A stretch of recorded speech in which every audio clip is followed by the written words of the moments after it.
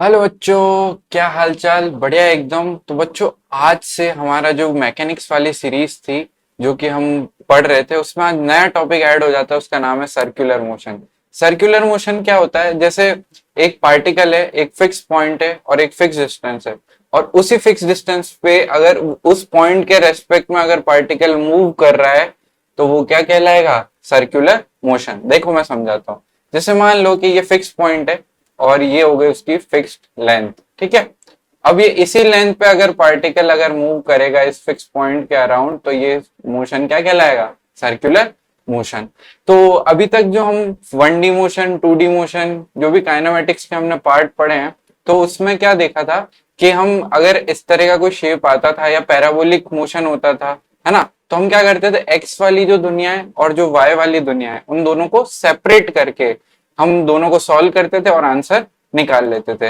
और linear motion में क्या करते थे हम, कि सिर्फ एक्स वाले कंपोनेंट को हम सॉल्व करते थे। अब सर्कुलर मोशन में एक बहुत अच्छी चीज आ जाती है। क्या आ जाती है? देखो, सर्कुलर मोशन में अगर पार्टिकल एक यूनिफॉर्म स्पीड से अगर मूव कर रहा है, यानी उसका एक्सेलरेशन क्या होना चाहिए? जीरो। अगर एक पार्टिकल लीनियर मोशन करता है तो उसका स्पीड अगर यूनिफॉर्म है ना, स्पीड क्या है? यूनिफॉर्म है। अगर लीनियर मोशन में स्पीड यूनिफॉर्म है तो क्या कहते हैं हम कि एक्सेलरेशन क्या होता है? जीरो होता है ना। यानी हमारे पास क्या है? Speed is equal to constant. ठीक है। इस तरह की कंडीशन होती है तो पार्टिकल क्या कहलाता है कि उसका एक्सेलरेशन क्या है? जीरो है। पर अब देखो, सर्कुलर मोशन में अगर यूनिफॉर्म स्पीड से, यानी एक पार्टिकल सर्कल में मूव करता है विद यूनिफॉर्म स्पीड, तो उसका एक्सेलरेशन क्या होना चाहिए था? जीरो। पर अब देखो, अगर पार्टिकल इस पॉइंट पे है ना, तो उसकी स्पीड वेलोसिटी का जो वेक्टर होगा वो किधर आएगा? इस डायरेक्शन में।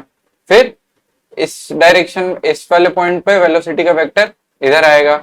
इस वाले पॉइंट पे वेलोसिटी वेक्टर इस तरफ आएगा। अब क्या हो रहा है? वेलोसिटी कॉन्स्टेंटली चेंज हो रही है। क्या हो रहा है हमारे साथ? वेलोसिटी का जो वेक्टर है या वेलोसिटी जो है वो है कॉन्स्टेंटली चेंज हो रही है। अब वेलोसिटी एक्सेलरेशन की जो डेफिनेशन थी वो क्या थी? Change in velocity with respect to time. अब हम क्या देख रहे हैं कि वेलोसिटी तो चेंज हो रही है पर स्पीड जो है कांस्टेंट है, तो एक्सेलरेशन क्या आना चाहिए था? जीरो। तो जैसे जैसे हम चैप्टर में आगे बढ़ेंगे हम देखेंगे कि एक्सेलरेशन वेक्टर को रिप्लेस कर दिया है एंगुलर एक्सेलरेशन ने, और वेलोसिटी वेक्टर को इसने रिप्लेस कर दिया है एंगुलर वेलोसिटी ने। तो ये क्या होता है, हम किस तरह से इसको यूज करते हैं, इसको किस तरह से रिप्रेजेंट करते हैं, तो वो पूरा पढ़ेंगे हम सर्कुलर मोशन में। तो आइए स्टार्ट करते हैं हम सर्कुलर मोशन का लेक्चर नंबर 1। मैं हूं भरत अग्रवाल और स्वागत है आपका सक्सीड एमी जेई नीट यूट्यूब चैनल पर।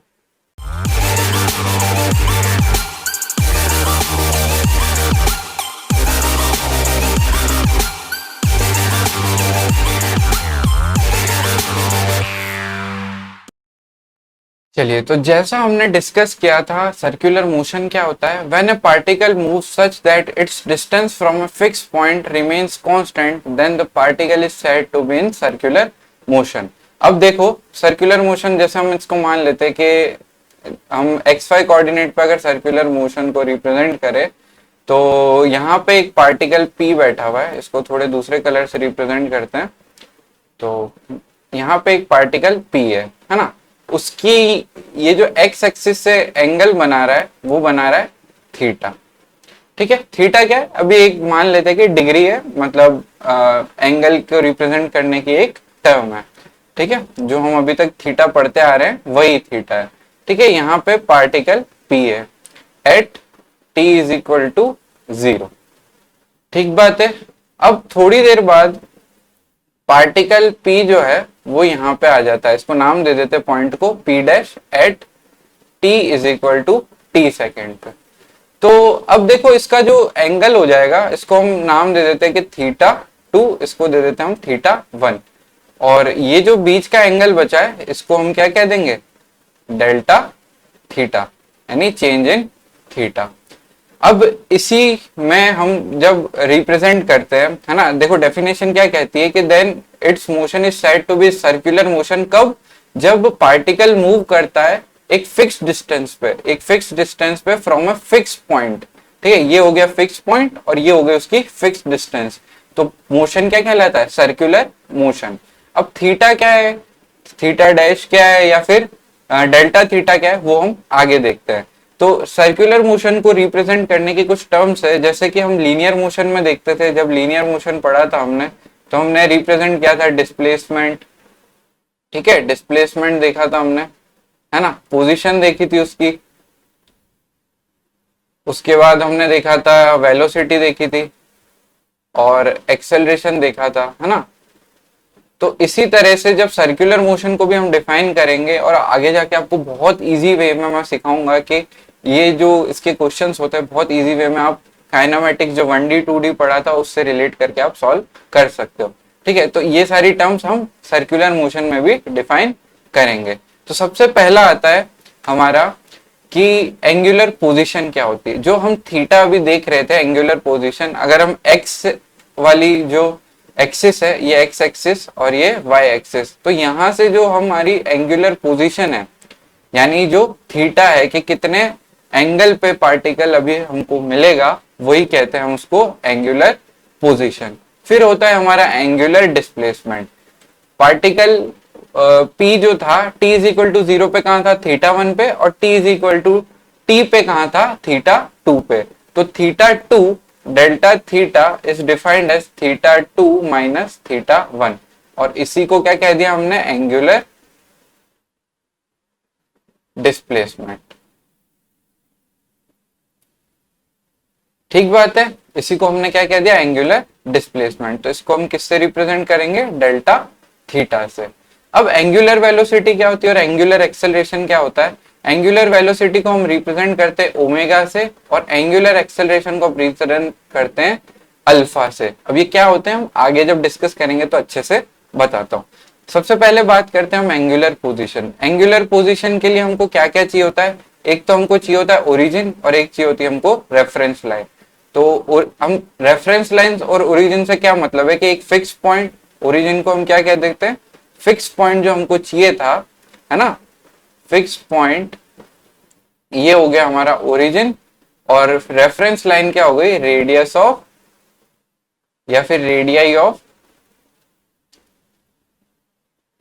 Circular motion.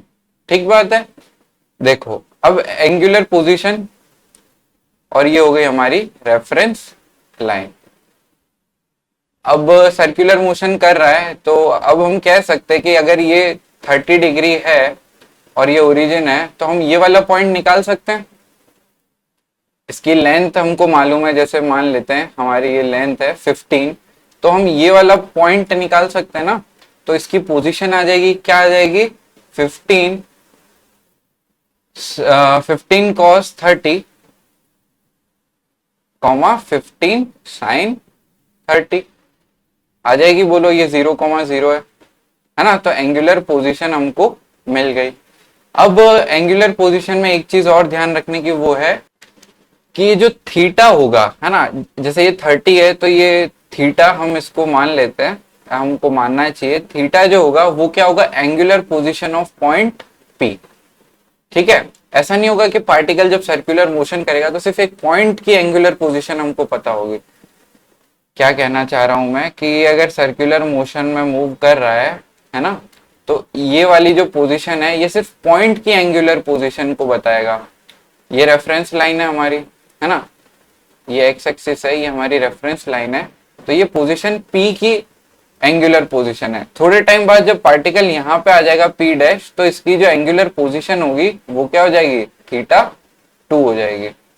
ठीक बात है ना। तो ये एंगुलर पोजीशन जो है वो हर एक इंस्टेंट पे चेंज हो गई। तो आप यहाँ पे नोट करके लिख सकते हो यहाँ पे कि एंगुलर पोजीशन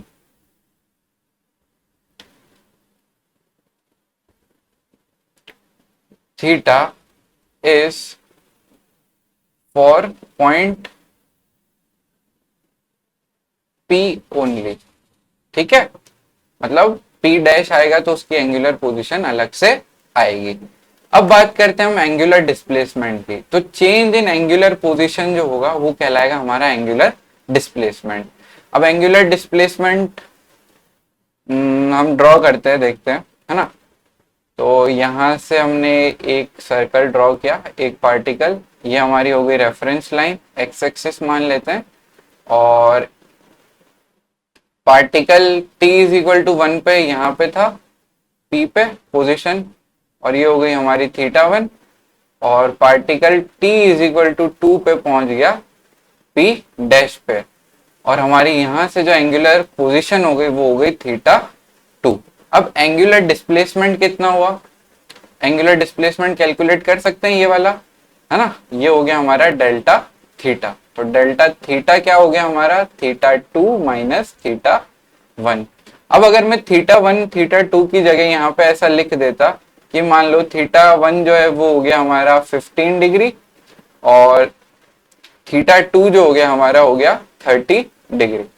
तो यहां से हम डेल्टा थीटा की वैल्यू निकाल सकते हैं, कितनी आ जाएगी, 15 डिग्री। तो हम क्या कह देंगे कि हमारा जो एंगुलर डिस्प्लेसमेंट है वो कितना हो गया, 15 डिग्री। अब देखो, अगर एंगुलर डिस्प्लेसमेंट बहुत छोटा होता है, एक नोट करने वाली बात है कि एंगुलर डिस्प्लेसमेंट जब बहुत छोटा होगा, जैसे यहां से देखो कि एक और सर्कल बनाता हूं मैं, और यहां से एक पॉइंट है और यहां से एक दूसरा है, तो इसको एनलार्ज करके यहाँ पे देखते हैं हम, है ना, इसको एनलार्ज करके यहाँ पे देखते हैं कि ये जो आर्क आ रही है ना, अब यहाँ पे जो दो लाइन आ रही है, इस तरह से मान लो, इस तरह से, तो ये बहुत छोटी है ना, बहुत छोटा एंगल है, डी थीटा एंगल है। तो बहुत छोटे में अगर आप इमेजिन करो कि एक सर्कल है और बहुत छोटा पार्ट उसका देखे, तो वो एक स्ट्रेट लाइन नहीं हो जाएगी क्या, हाँ, ये एक स्ट्रेट लाइन मान सकता हूं मैं, बोलो अगर ये बहुत छोटा है तो देखो इस तरह से आपको समझाने की कोशिश करता हूं मैं कि अगर ये एंगल बहुत छोटा है तो ये वाला पार्ट जो हो जाएगा ये एक स्ट्रेट लाइन नहीं हो जाएगी, हो जाएगी ना। तो infinitely decimally small angular displacement is a vector quantity, whereas large angular displacement is scalar quantity. यानी एंगुलर डिस्प्लेसमेंट बहुत छोटा होगा तो वो क्या कहलाएगा, वेक्टर क्वांटिटी, और बहुत बड़ा होगा यानी सिग्निफिकेंट वैल्यूज में होगा जैसे कि 30 डिग्री या 15 डिग्री, तो वो क्या कहलाएगा, स्केलर क्वांटिटी। ठीक है, नेक्स्ट बढ़ते हैं हम, उसको पढ़ते हैं एंगुलर वेलोसिटी।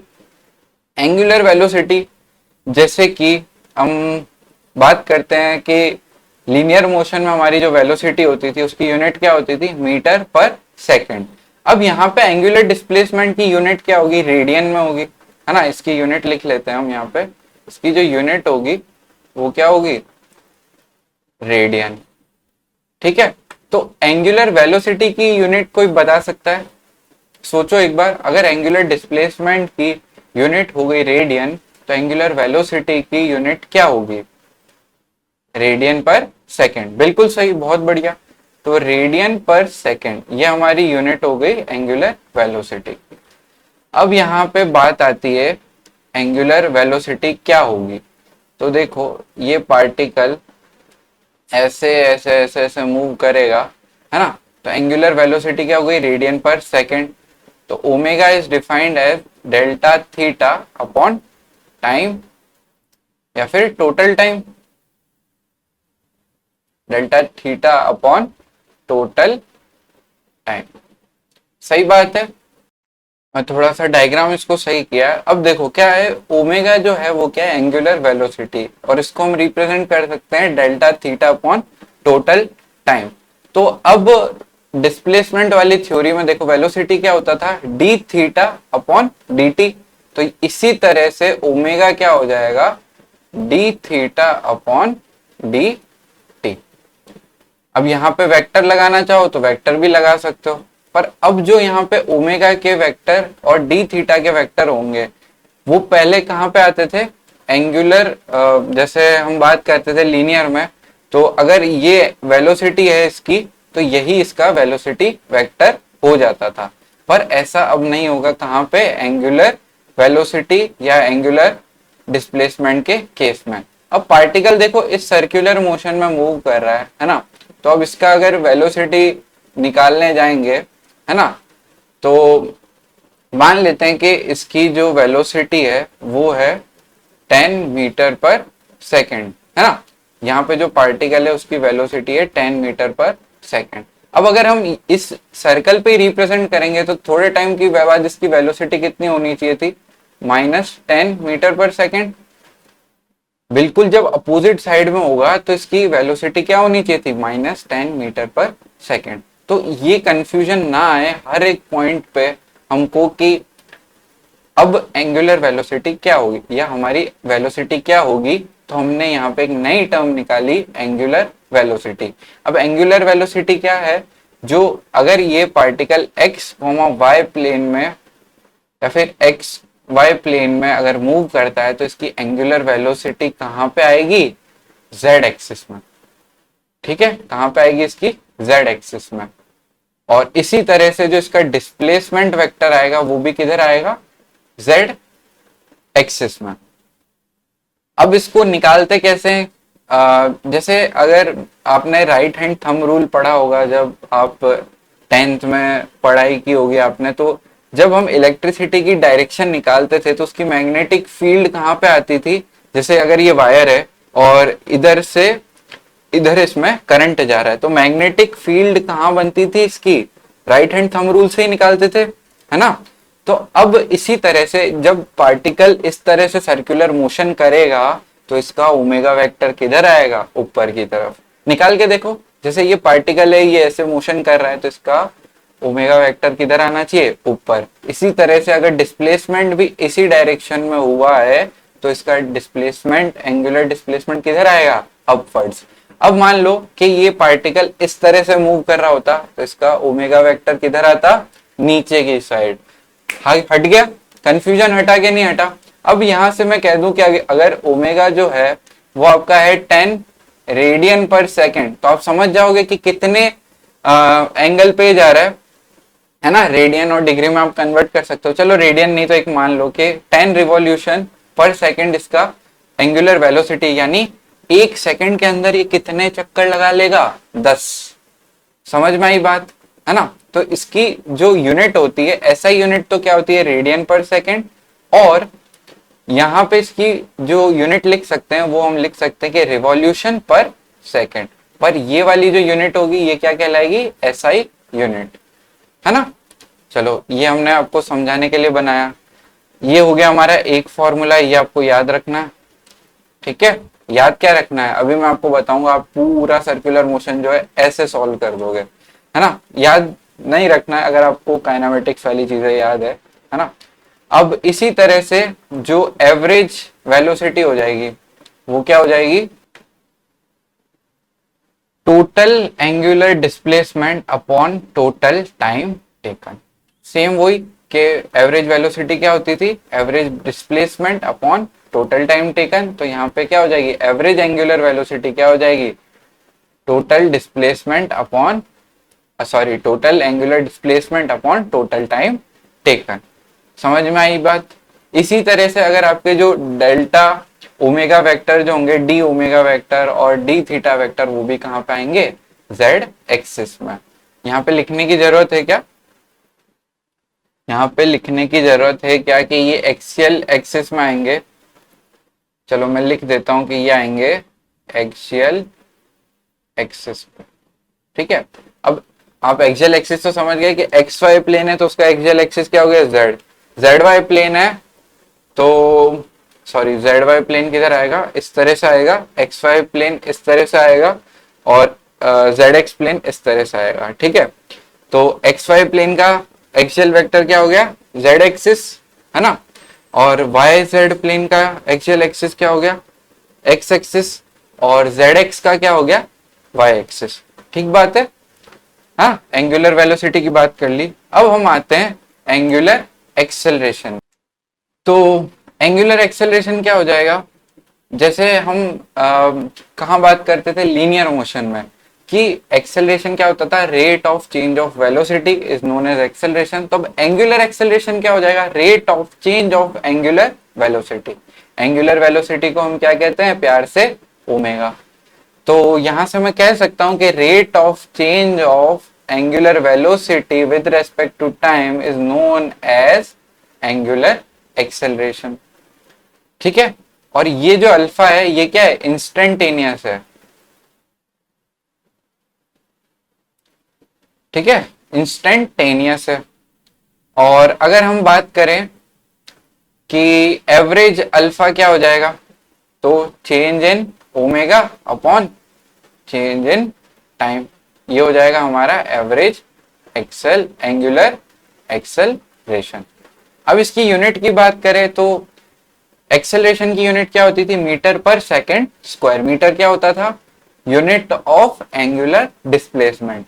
तो एंगुलर एक्सेलरेशन की यूनिट क्या हो जाएगी, बताओ बताओ। बिल्कुल, हमारी जो यूनिट है एंगुलर डिस्प्लेसमेंट की वो क्या है, रेडियन। और वहां से सेकंड स्क्वायर टाइम की यूनिट तो वही रहेगी।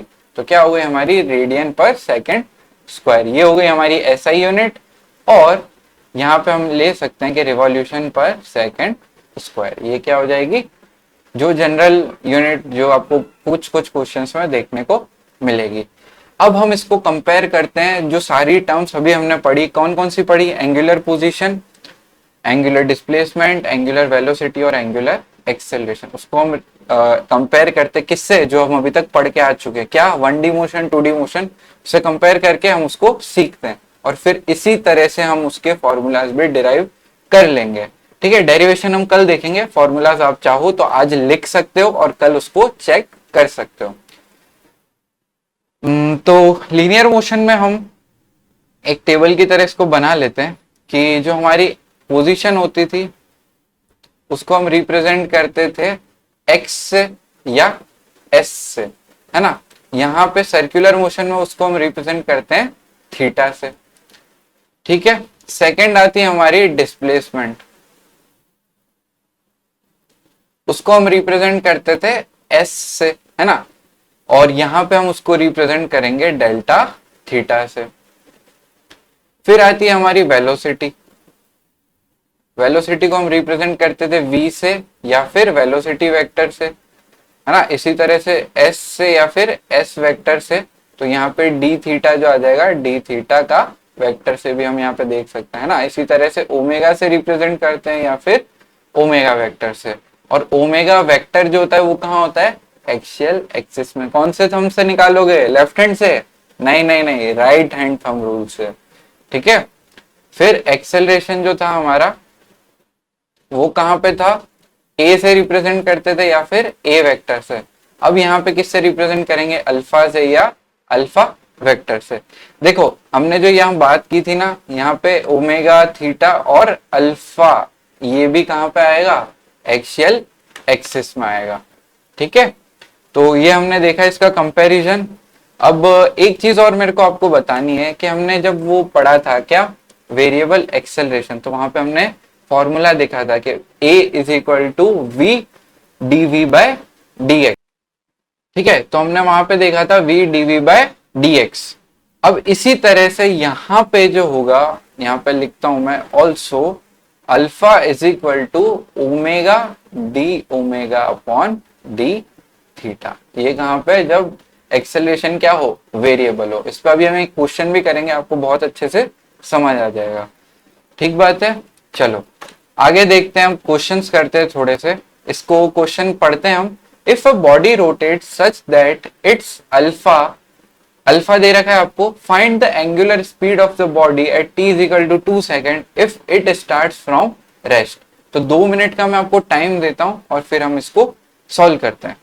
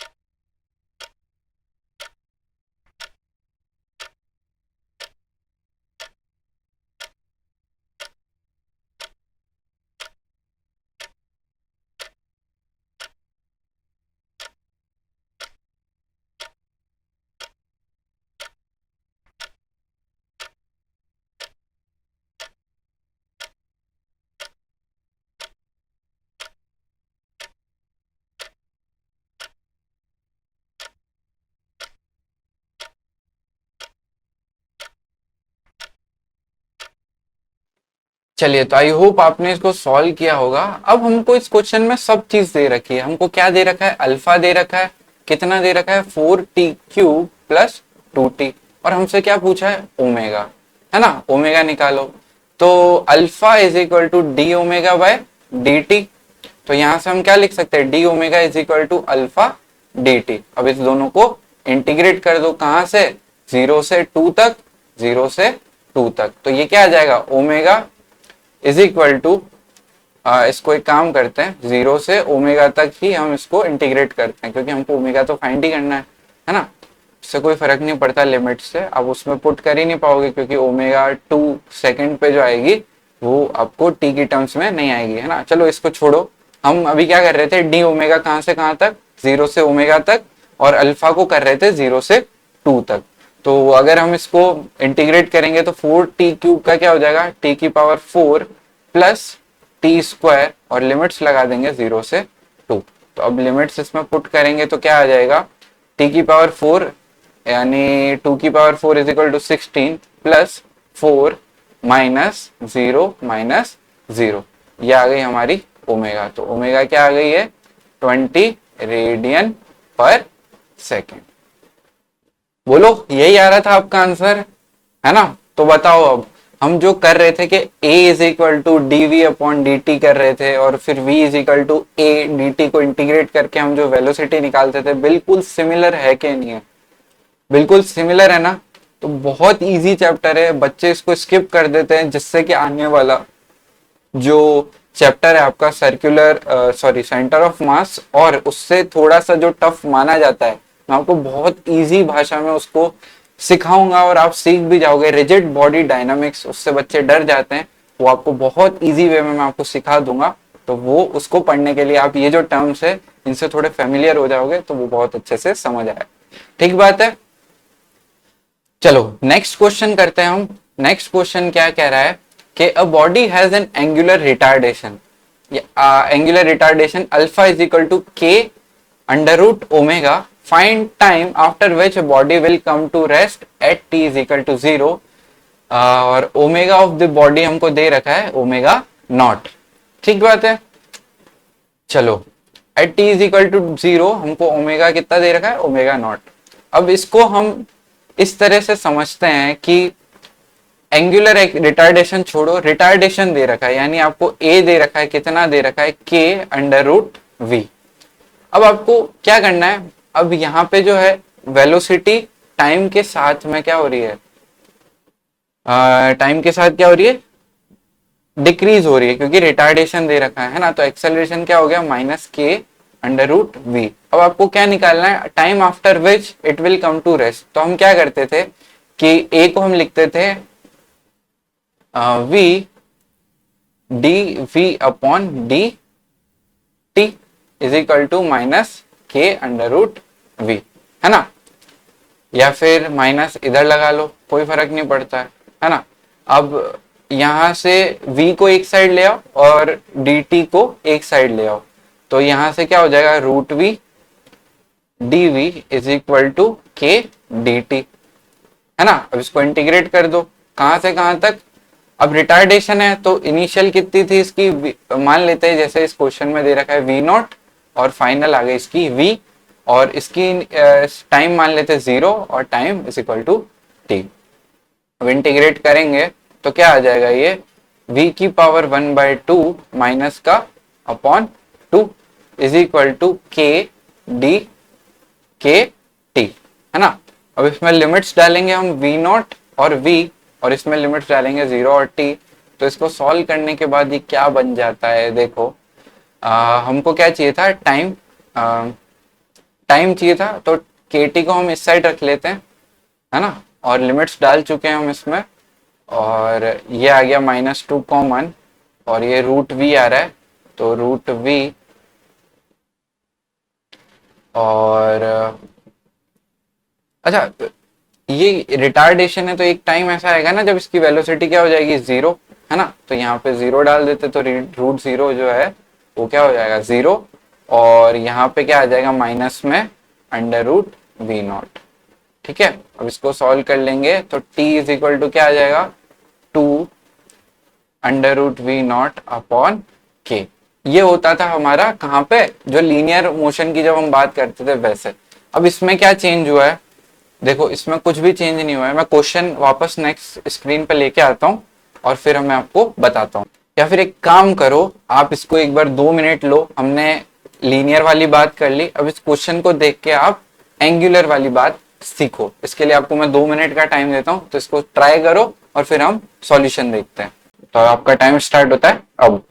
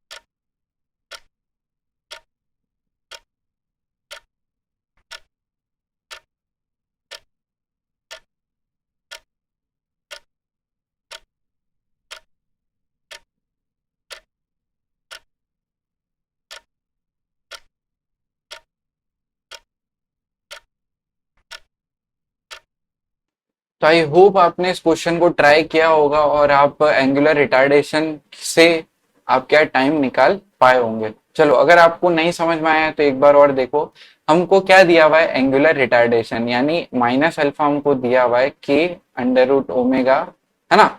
अब अल्फा को हम क्या लिख सकते हैं, अल्फा को हम लिख सकते हैं जैसा कि हमने देखा था omega d omega upon d theta, या फिर omega d omega upon d T. दोनों में से कुछ भी लिख सकते हैं। अब हमारे को टी की टर्म्स में आंसर निकालना है तो हम ये लिख लेते हैं और इसको किसके बराबर कर देते हैं, के अंडर रूट ओमेगा के। अब देखो ओमेगा वाली टर्म्स को एक साइड ले आओ, ओमेगा वाली टर्म्स को एक साइड ले आओगे तो ये कुछ इस तरह से बन जाएगा के डी टी। अब इसको इंटीग्रेशन कर दो, कहां से, ओमेगा नॉट से। रिटार्डेशन है तो थोड़ी देर बाद जब ये पार्टिकल रुक जाएगा तो इसकी एंगुलर वेलोसिटी क्या हो जाएगी, जीरो। इसी तरह से t is equal to zero से हम time t is equal to T पे हम इसको इंटीग्रेट करते हैं। ठीक है, इंटीग्रेशन के बाद हमारे पास क्या बच जाएगा, -2 अंडर रूट ओमेगा, इसकी लिमिट्स आ जाएगी जीरो से, सॉरी ओमेगा नॉट से जीरो, और ये हो जाएगा के टी जीरो से टी। या फिर हम इसमें वैल्यूज पुट कर भी देंगे तो ये क्या बन जाएगा, के टी, है ना। अब यहाँ से हमारा के टी जो है ये किसके बराबर हो जाएगा, अगर इसमें वैल्यूज पुट करें तो ये हो जाएगा अंडर रूट ओमेगा नॉट के, और टी यहाँ से आ जाएगा 2 under root omega naught upon k. अगर आपका ये आंसर आ जाता है तो आज का लेक्चर बिल्कुल 100% सफल हो गया है।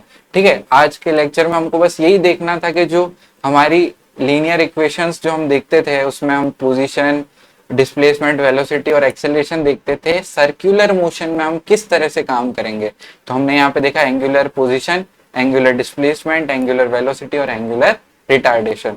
तो आई होप आपको ये सब आ गया है, और अब आप चाहो तो सर्कुलर मोशन की जो शीट है ना, उसमें से सेक्शन ए जो है आप अच्छे से कर सकते हो।